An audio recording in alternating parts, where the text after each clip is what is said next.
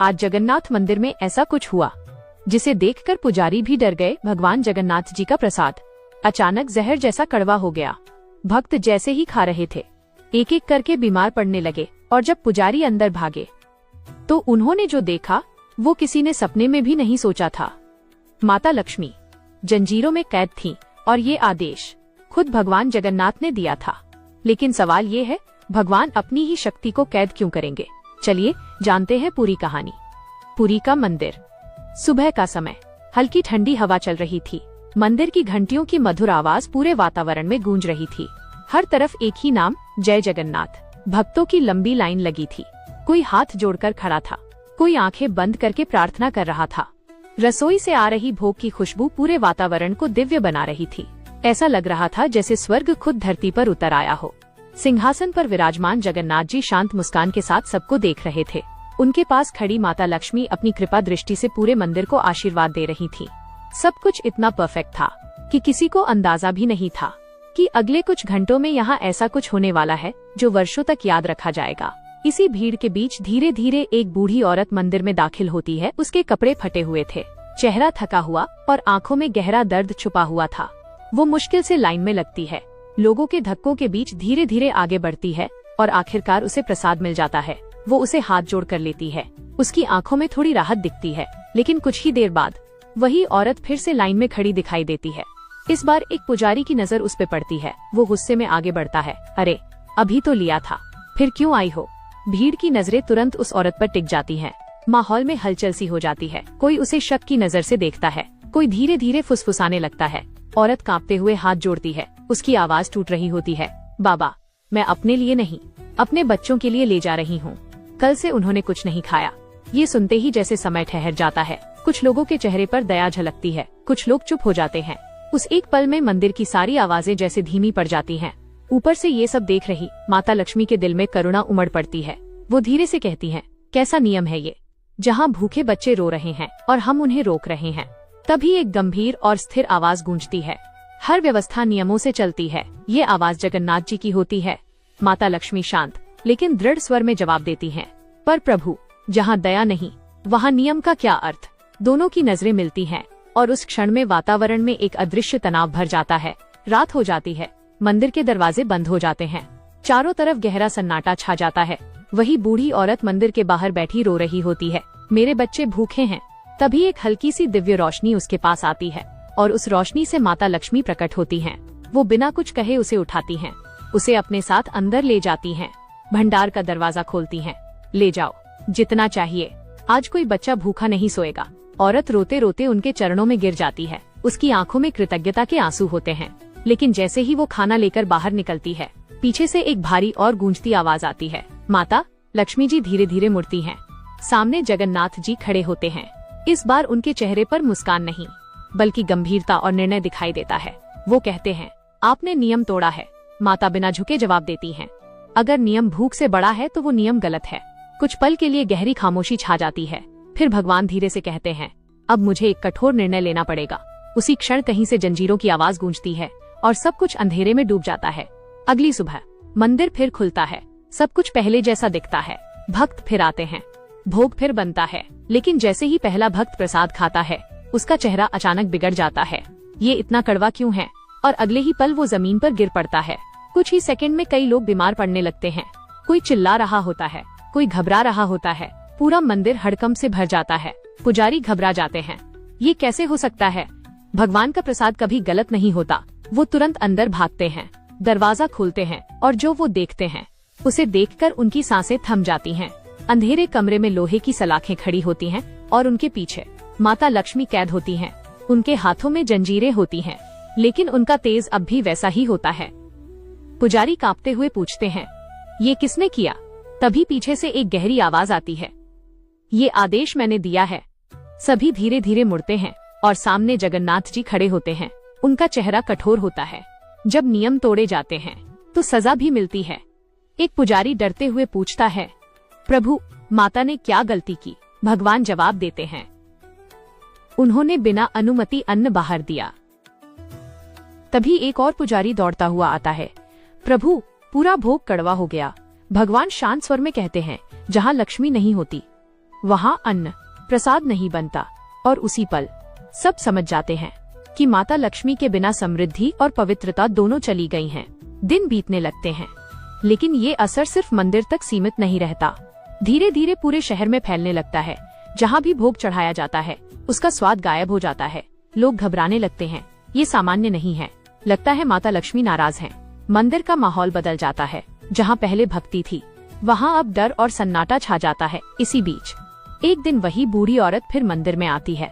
इस बार उसके चेहरे पर गहरा पछतावा होता है। वो धीरे धीरे मंदिर के बीच में आती है और रोते हुए कहती है, प्रभु गलती मेरी थी, माता ने तो सिर्फ मेरे बच्चों को बचाया। वो घुटनों के बल बैठ जाती है। अगर सजा देनी है तो मुझे दीजिए, माता को नहीं। उसकी आवाज में सच्चाई होती है, दर्द होता है। पूरा मंदिर सन्न रह जाता है। कुछ पल की गहरी खामोशी के बाद मंदिर के बीच खड़े जगन्नाथ जी धीरे धीरे अपनी आंखें खोलते हैं। इस बार उनके चेहरे पर पहले जैसी कठोरता नहीं होती, बल्कि एक गहरी शांति और करुणा साफ दिखाई देती है। वो पूरी सभा की तरफ देखते हैं। डरे हुए भक्त, कांपते हुए पुजारी और रोती हुई वो बूढ़ी औरत। फिर वो शांत लेकिन गूंजती हुई आवाज में कहते हैं, तुम सब ये सोच रहे हो कि मैंने माता लक्ष्मी को सजा दी है, लेकिन सच ये है कि ये सजा नहीं थी। थोड़ा रुककर वो आगे कहते हैं, ये एक परीक्षा थी। पूरा मंदिर एकदम शांत हो जाता है। हर कोई हैरानी से उनकी तरफ देखने लगता है। भगवान आगे कहते हैं, मैं देखना चाहता था कि इस संसार में नियम बड़ा है या दया। जब एक भूखी माँ अपने बच्चों के लिए रो रही थी, तब कौन उसके साथ खड़ा होगा? माता लक्ष्मी ने नियम नहीं देखा, उन्होंने सिर्फ उस माँ का दर्द देखा। उन्होंने दया को चुना।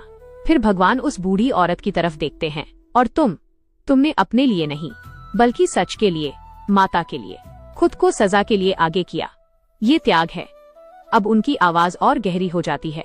और जहाँ दया और त्याग हो वहाँ सजा नहीं दी जाती, वहाँ सिर्फ आशीर्वाद मिलता है। इतना कहते ही अचानक उस अंधेरे कमरे में हल्की हल्की रोशनी फैलने लगती है। धीरे धीरे वो रोशनी तेज होती जाती है, जैसे अंधेरा खुद हट रहा हो। माता लक्ष्मी के हाथों में बंधी जंजीरें अपने आप हिलने लगती हैं और अगले ही पल टूट जाती हैं। जेल का दरवाजा अपने आप खुल जाता है और एक तेज दिव्य प्रकाश के बीच से लक्ष्मी बाहर आती हैं। उनके चेहरे पर फिर वही शांति, वही स्नेह, वही दिव्य मुस्कान लौट आती है। पूरा मंदिर ये दृश्य देखकर भावुक हो जाता है और अगले ही पल हर तरफ एक ही आवाज गूंज उठती है, जय जगन्नाथ जी। अगर आप भी मानते हो कि दया सबसे बड़ा धर्म है तो कमेंट में जय जगन्नाथ जी जरूर लिखो। और ऐसे ही सच्ची और अद्भुत कहानियों के लिए वीडियो को लाइक और चैनल को सब्सक्राइब करना मत भूलना। पूरी नगरी में एक बहुत बूढ़ी माताजी रहती थीं। वे बिल्कुल अकेली थीं, लेकिन उनका मन भगवान जगन्नाथ की भक्ति से भरा हुआ था। वे जगन्नाथ जी को अपना सगा बेटा मानती थीं। रोज प्रेम से प्रभु के लिए भोजन बनाती, उसे सामने रखती और कहती थीं कि जब तक मेरा बेटा भोग नहीं लगाएगा तब तक मैं भी कुछ नहीं खाऊंगी। माता का यह सरल और सच्चा भाव भगवान जगन्नाथ को बहुत प्रिय था और वे उनके प्रेम से अत्यंत प्रसन्न रहते थे। एक दिन वह बूढ़ी माताजी अचानक बहुत बीमार पड़ गईं। आस पड़ोस के लोग उनकी सेवा करने आए, लेकिन माताजी ने सबको मना कर दिया। वे बस यही कहती रहीं कि तुम सब जाओ, मेरा बेटा आएगा और वही मेरी सेवा करेगा। लोग यह सुनकर हैरान हो जाते थे, क्योंकि सब जानते थे कि उस माताजी का कोई बेटा नहीं है। लेकिन यह सब भगवान जगन्नाथ देख रहे थे।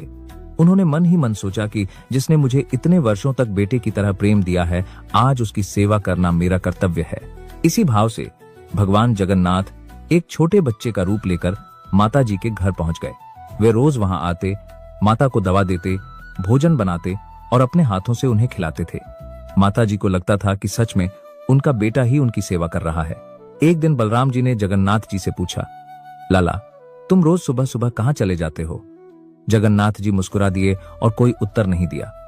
बाद में जब बलराम जी ने सुभद्रा जी से पूछा तो उन्होंने बताया कि पुरी में एक बूढ़ी माता बीमार हैं और लाला रोज उनकी सेवा करने जाते हैं। यह सुनकर बलराम जी भावुक हो गए और बोले कि जो भगवान पूरे संसार का पालन करता है वही अपने भक्तों की सेवा भी करता है। कुछ दिन बाद ऐसा हुआ कि बलराम जी और सुभद्रा जी भी छोटे बालक बालिका का रूप लेकर माता जी की सेवा में पहुंच गए। कोई घर की सफाई कर रहा था, कोई भोजन बना रहा था और कोई माता के पास बैठकर उनका ध्यान रख रहा था। तीनों भाई बहन मिलकर पूरी श्रद्धा से उस बूढ़ी माता की सेवा करने लगे।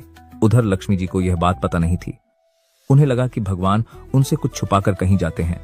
इसी कारण लक्ष्मी जी नाराज हो गईं और जैसे ही वे रूठी, पूरी नगरी में अकाल फैल गया।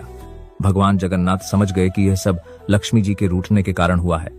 वे उन्हें मनाने बैकुंठ पहुंचे, लेकिन लक्ष्मी जी जल्दी मानने को तैयार नहीं थीं। तभी भगवान को याद आया कि लक्ष्मी जी को रसगुल्ले बहुत पसंद हैं। उन्होंने अपने मित्र गोपाल से सहायता ली। गोपाल की माता ने प्रेम से रसगुल्ले बनाए। भगवान वे रसगुल्ले लेकर लक्ष्मी जी के पास पहुंचे। रसगुल्ले देखकर लक्ष्मी जी प्रसन्न हो गईं और अकाल समाप्त हो गया। इसके बाद भगवान जगन्नाथ फिर से बूढ़ी माता जी के पास लौट आए और पूरी लगन से उनकी सेवा करने लगे। कुछ समय बाद माता जी पूरी तरह स्वस्थ हो गईं। एक दिन माता जी ने आंखें खोलीं तो उन्होंने देखा कि सामने स्वयं भगवान अपने दिव्य रूप में खड़े हैं। भगवान ने कहा, मैया अब मेरे साथ चलो। माता जी ने प्रेम से पूछा, जब अंत में ले ही जाना था तो इतनी सेवा क्यों की? तब भगवान जगन्नाथ मुस्कुराए और बोले, मेरे भक्त का दुख मैं दूर से नहीं देख सकता। यह कहकर भगवान अपनी उस प्यारी माता को अपने धाम ले गए, जहां न कोई दुख है और न कोई पीड़ा, केवल शांति और प्रेम है। एक दिन की बात है, मां लक्ष्मी श्री जगन्नाथपुरी में घूम रही थीं। उनका मन हुआ कि आज किसी अच्छे भक्त पर थोड़ी सी खास कृपा कर दी जाए। मां लक्ष्मी ने सोचा, पहले मैं उन लोगों के घर जाकर देखती हूँ जो रोज मेरे स्वामी भगवान जगन्नाथ की पूजा करते हैं। वे मंदिर के पुजारियों के घर पहुंची, लेकिन वहां का हाल देखकर मां लक्ष्मी को बिल्कुल अच्छा नहीं लगा। सूरज निकल आया था, लेकिन सब लोग अभी तक सो रहे थे। घर में गंदगी फैली थी, सामान इधर उधर पड़ा था। मां लक्ष्मी बोली, यह घर मेरे रहने लायक नहीं है, और वे वहां से चली गईं। अब मां लक्ष्मी पहुंची एक ऐसे आदमी के घर जो मंदिर में झाड़ू लगाता था, लेकिन इस घर का नजारा बिल्कुल अलग था। सुबह सुबह पूरा घर जाग चुका था, आंगन साफ था, तुलसी जी को पानी दिया जा रहा था, भगवान को प्यार से भोग लगाया जा रहा था और पूरे घर में शांति और भक्ति थी। मां लक्ष्मी बहुत खुश हो गईं और बोली, यही मेरा रहने का सही स्थान है। तभी मां लक्ष्मी अपने असली रूप में प्रकट हो गईं। घर के लोग घबरा गए। उन्होंने पूछा, देवी आप कौन हैं? मां लक्ष्मी मुस्कुराकर बोली, मैं लक्ष्मी हूँ, भगवान जगन्नाथ की पत्नी। उन्होंने उस घर में बैठकर प्रसाद भी खाया। उसी समय बलराम जी ने यह सब देख लिया। उन्हें थोड़ा गुस्सा आ गया और उन्होंने सोचा, इतने साधारण लोगों के घर लक्ष्मी जी कैसे भोजन कर सकती हैं? जब मां लक्ष्मी वापस लौटी और प्रसाद का समय आया तो बलराम जी बोले, मैं लक्ष्मी के हाथ का बना प्रसाद नहीं खाऊंगा। यह सुनकर मां लक्ष्मी को बहुत दुख हुआ। उन्होंने कहा, अगर मेरे हाथ का प्रसाद यहाँ स्वीकार नहीं तो मैं यहाँ नहीं रहूंगी। और मां लक्ष्मी जगन्नाथपुरी छोड़कर चली गईं। बच्चों, जैसे ही मां लक्ष्मी गईं, पुरी की सारी खुशहाली भी चली गई। भोजन खत्म हो गया, घर खाली हो गए। भगवान जगन्नाथ और बलराम जी छोटे बच्चों का रूप बनाकर भीख मांगने निकले, लेकिन कहीं पेट नहीं भरा। तब भगवान जगन्नाथ बोले, भैया जहां सबसे ज्यादा खुशहाली होगी वहीं मां लक्ष्मी होंगी। वे एक घर पहुंचे जहां बहुत समृद्धि थी, वहीं मां लक्ष्मी थी। बलराम जी ने झुककर कहा, बहू मुझसे गलती हो गई, मैंने इंसान को उसके जन्म से आंका, उसके कर्म से नहीं। मां लक्ष्मी बोली, जो अच्छा काम करता है, जो साफ सुथरा और सच्चा है, वही असली अच्छा इंसान है। मां लक्ष्मी ने कहा, आज से जगन्नाथपुरी में सबको बराबर महाप्रसाद मिलेगा, कोई बड़ा छोटा नहीं होगा, सब एक साथ बैठकर खाएंगे। और तभी से जगन्नाथपुरी में महाप्रसाद सबके लिए एक जैसा है। जय जगन्नाथ।